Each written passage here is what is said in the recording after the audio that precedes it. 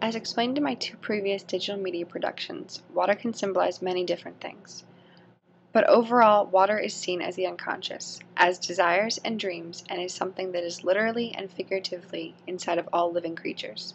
Most of the stories we have heard in class mention water at least briefly. While the water is presented in many different forms, it still represents the same idea. In beginnings, water was the source of creation. In the water of life, it was a magical substance that would heal the sick.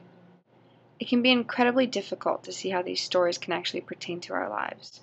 In the past, people have interpreted the water of life to be an actual thing, a fountain of youth, and if you were to drink from it, you would no longer age. But we know now that things like this don't exist, that we have to be able to find this water inside of us and find what will provide us with our youth. In beginnings, all of the animals in the world were swimming around in water or flying in air, and there was no land. After living like this for too long, one of the animals said, "We need a third thing, a place to rest. We need a more solid place to build our nests." This point in the story hits me because the animals were saying that you can't stay in water forever.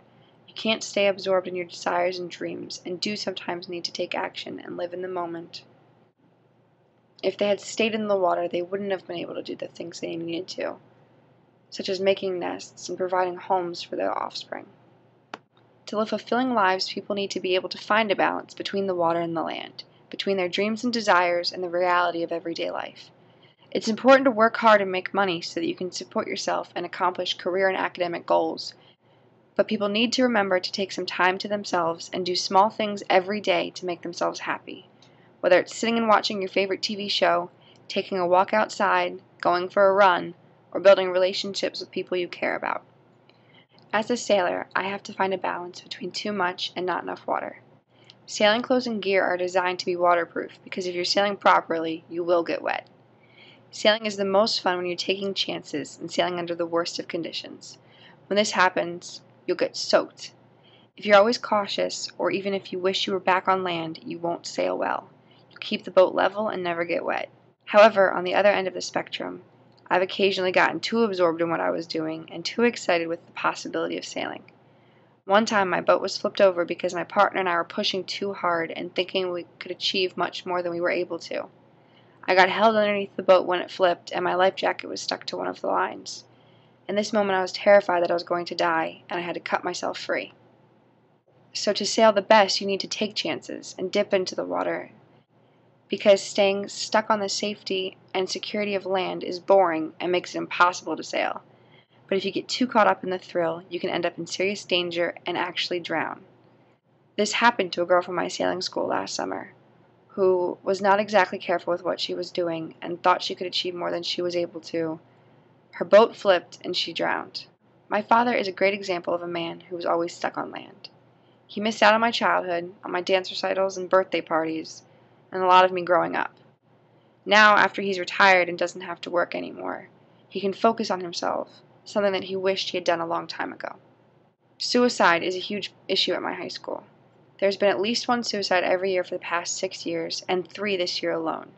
Students from my high school have always done well on standardized exams, and almost every student takes at least one AP class.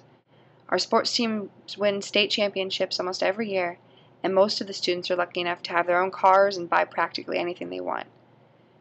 People move to my town just so that their children can go to our school, and some of my friends in college are jealous that I got to go there and wish they could have.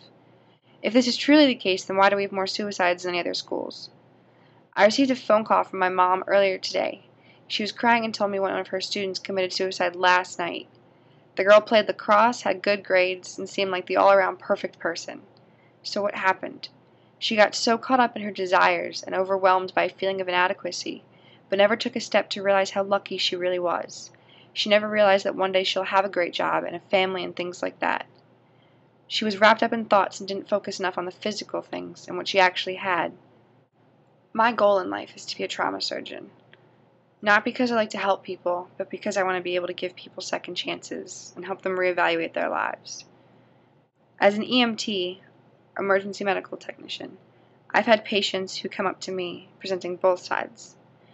I've had the older men, like my father, who have hypertension because they're too stressed all the time and don't relax and enjoy life enough. But I've also seen the person who gets too wrapped up in what they want to do not what they need, and they get drunk and get into car accidents. And what I want to be able to do is to take both of these patients, take both of these people who are either too stuck on land or drowning in the water, and let them know that that's the case, and help them to be able to find a balance so that they can live long lives and to be happy with their lives.